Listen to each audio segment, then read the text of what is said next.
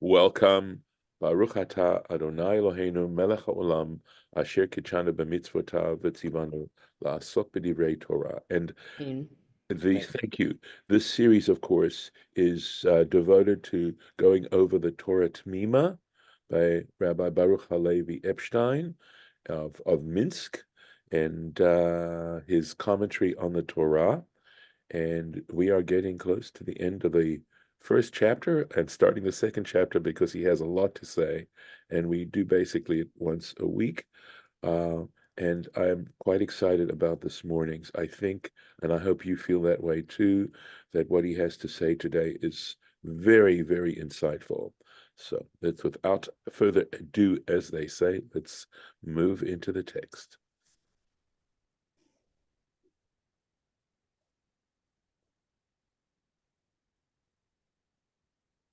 So here we are. Kol asher asa, right? God saw, we can go and look at the verse. Vayar Elokim et kol asher asa. And God saw everything, everything which he had made. V'hinei tov ma'od. And behold, it was very good, right? In the previous sections, he'd say tov, but here he said tov ma'od, very good. Vahi erev, vahi boker. There was evening, there was morning, or evening came, and morning came. Yom Hashishi. It says the sixth day.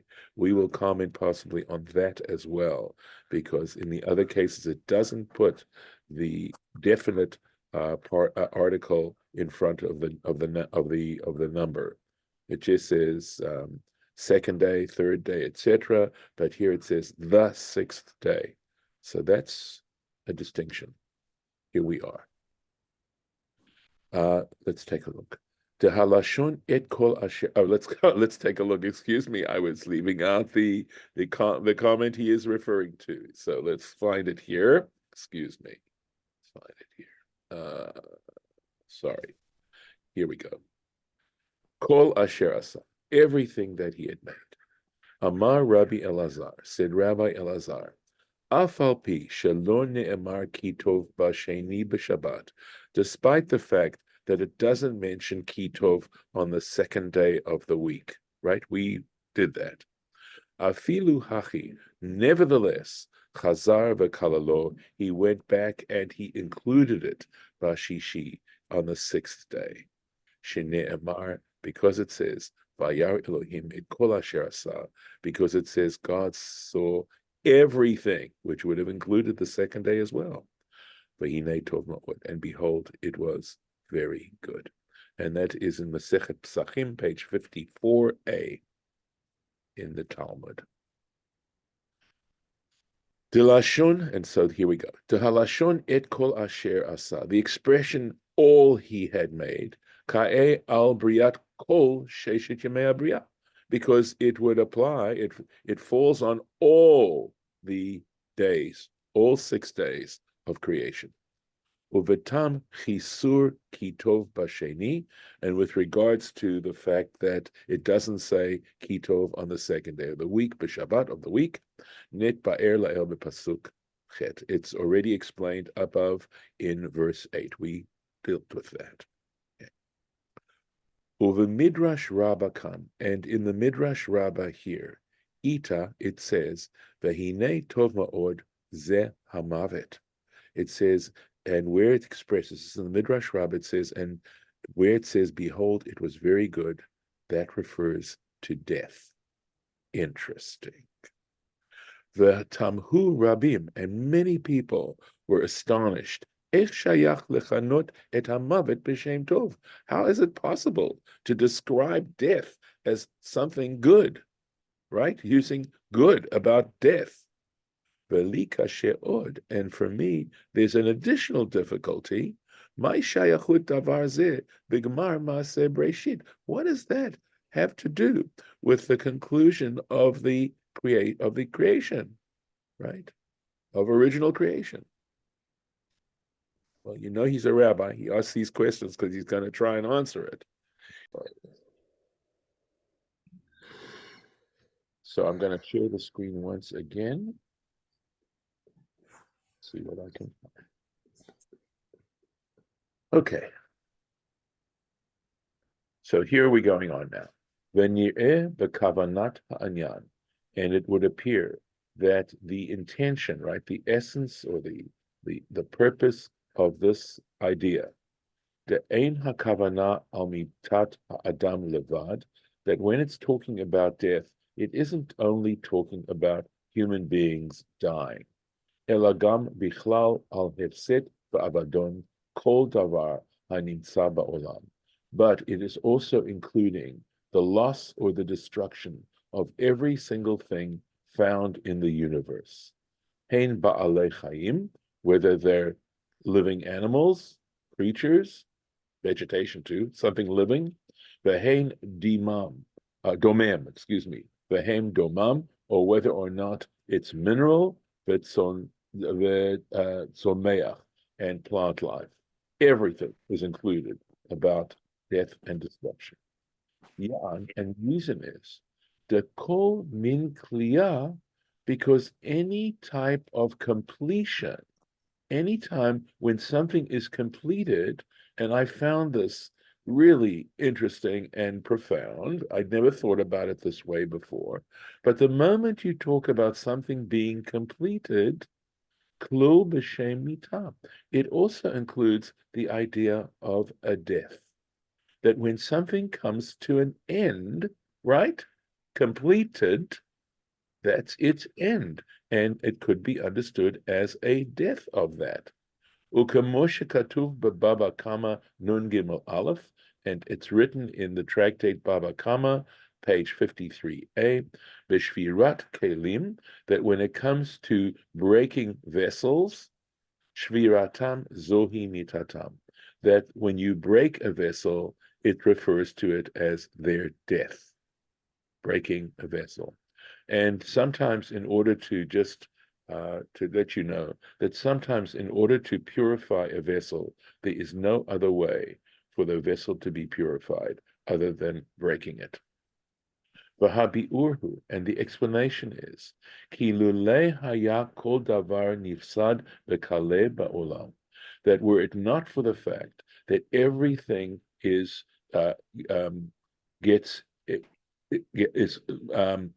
well, I'd say is lacking, right? It comes to an end. It's all the same idea, right? We're to disappear and end in the world.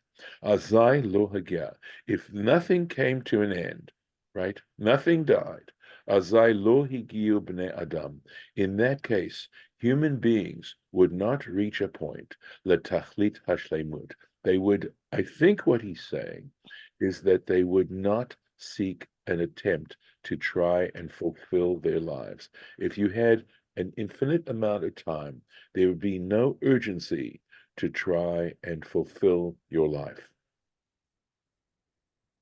to gain a sense of completeness. Ya'an, because ki mekavan shekol davar hayam mitkayem lanetzach, because if everything were to exist forever, lo hayu mishtadlim lahamtzi hadavar mechadash. There'd be no desire, there would no, that he's saying in a way a different point here, that there would not be any attempt, no one would attempt to try and furnish or try and bring into existence something from the beginning again. In other words, once something is ended, you have to start over again. You have to start over again. And to find within it the completeness that is there. Uveyot kain, and if this is the case, hine kol davar chidush, and everything that is new in the world, she'anu ro'im ba'olam, that we see in the world, nova, it actually comes into existence, misibat avdan vehefsted, or avdan vehefsed hadavar hakodem lo. It only comes into existence because the previous thing has come to an end. In other words, the fact that something comes to an end means that we have to start afresh with something new. So if we were satisfied with the thing as it was, we'd never change it. We'd never want to improve.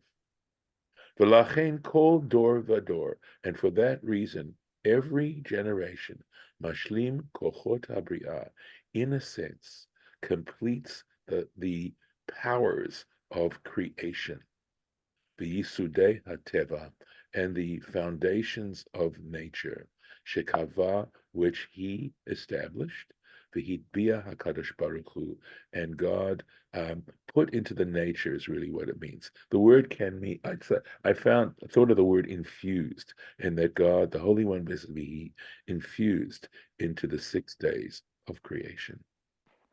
So beginning to understand what the Midrash Rabba means when it talks about good, very good, is talking about the fact that there is, in a sense, a cycle of death and birth into the world. And that birth, of course, means that the very act of creation is constantly renewing itself. Vezehu she'amar, and this is what was referred to, besof gemar habiyah, when it comes to the end and the end of creation. Yes, David.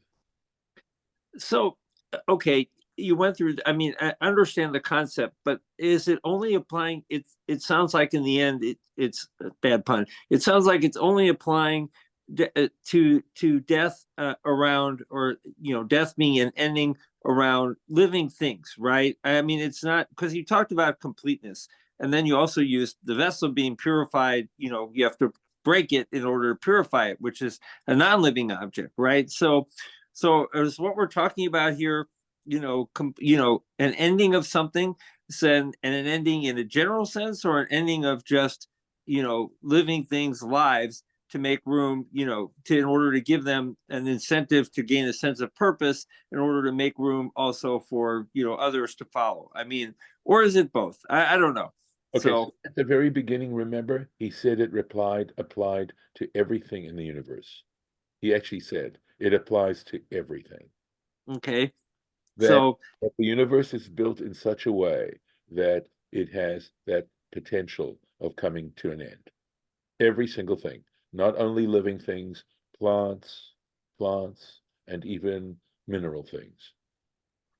But even also, you're talking about like physical things that we work with, anything would fall into that category, right? So, I mean, yeah. I mean, the point is that the reason that there is research on things, and look at how cars have improved so much in terms of safety, right? And that's because of all the accidents that have taken place. Right. I mean, that's just one example, but there are other examples. And what happened when I was reading this, I realized that the word complete, we seek completion of things. We're very grateful when we can complete a task, but in a sense, it's also the death of that task.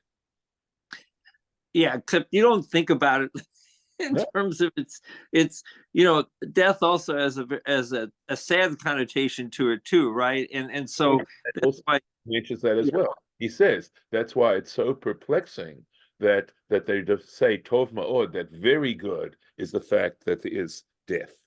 Yeah.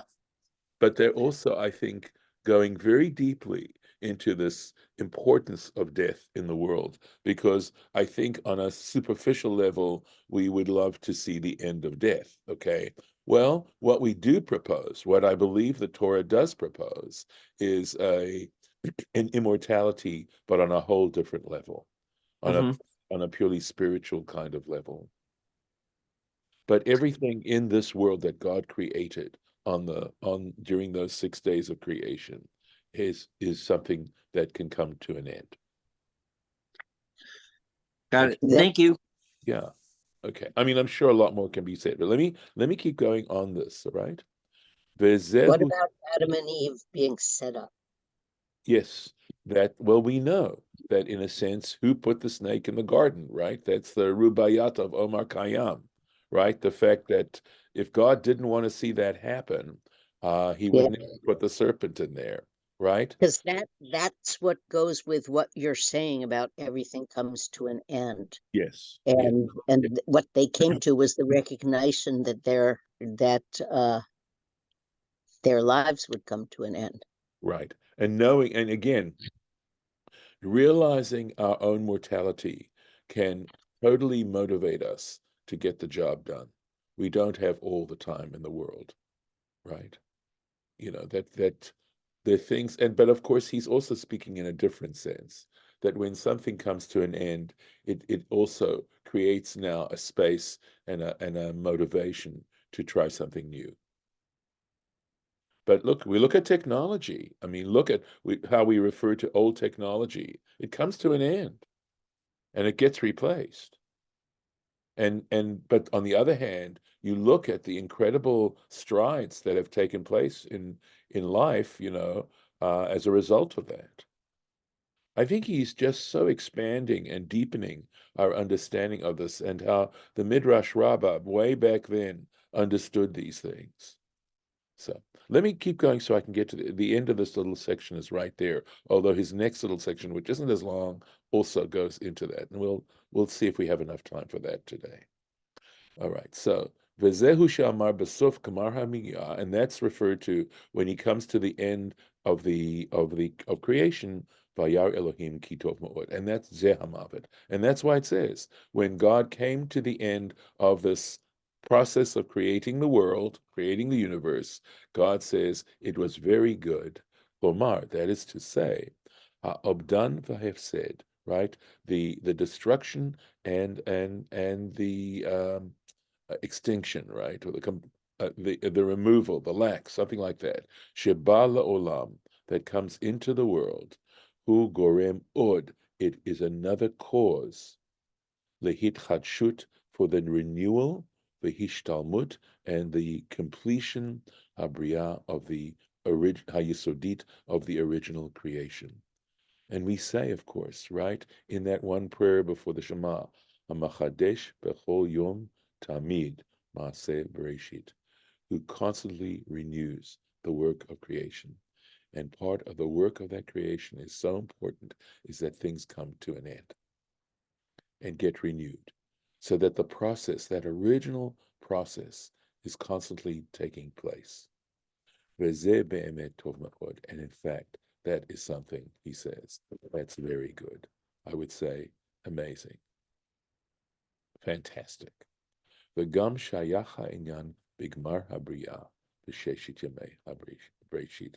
And for that reason, this issue of describing it as tov ma'od, when we come to the end of that creation story, b'sheshit yamei habreshit, the 6 days of creation, makes sense. Its place here makes total sense. The dok QED. Last little part, right? And then we're on to chapter 2. Yom HaShishi, the 6th day. Hey Yetera Lamali. Why do we have this extra hey here, right? Amar Reish Lakish, said Reish Lakish, Melamed, it teaches you, Shehitna HaKadosh Baruch Hu T'nai Ima Sebreshit, that God made a condition with the creation. Va'amar lahem, and said to everything that was created, in Yisrael mekablim et Torah, if the Jewish people are willing to receive the Torah, atem mitkaimin, you will continue to endure. You will endure. V'im lav, and if they don't, ani machzir etchem letohu vavohu. If they don't accept it, I will bring you back. I will return you to tohu vavohu, that original condition, right? Just undefined mass. That's in Shabbat, Tractate Shabbat. That would be page 88a. So again, we're speaking, I think the point here is to say just how important Torah is, and also to say that for the Jewish people, accepting the Torah and practicing the Torah is a foundational issue. But let's take a look at what Baruch Halevi Epstein has to say about this. Medayek ma delo kativ yom shishi. He's pointing out, right? He's pointing out or putting emphasis on the fact that it doesn't say yom shishi, just 6th day, a 6th day, kamoshe ba'ar hayamim, just like the rest of the days. below hey hayidiyah, without the definite article, the hey in front, which indicates the definite article. So it's saying a specific sixth day. Piresh Rashi the Tosafot, and Rashi and the Tosafot, the merames that it alludes al Shishi b'Sivan, that it's talking about the sixth day of Sivan. That's why it's Hashishi, the sixth day, Shebo nitna Torah, because that's the date that the Torah was given. V'yeh perush Yom Hashishi, and so now we understand that the word the sixth day, Yom Hashishi HaMeyuchad, that specific sixth day, or that unique sixth day, Kamo Harbe Drashot Ke'ela, Uchamo Harbe Drashot Ke'ela, and there are many interpretations that go along these lines, B'Chazal, in the works of our sages of blessed memory.